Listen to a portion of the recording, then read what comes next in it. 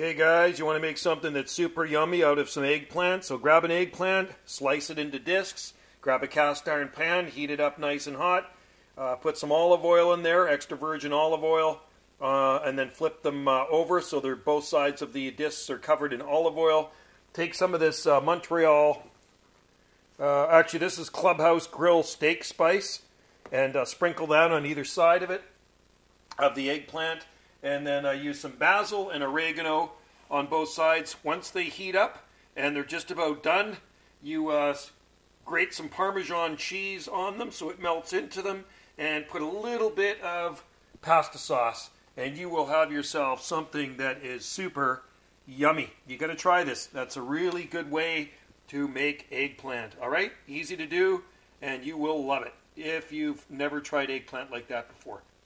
Let me know what you think. Thanks for watching. Cheers.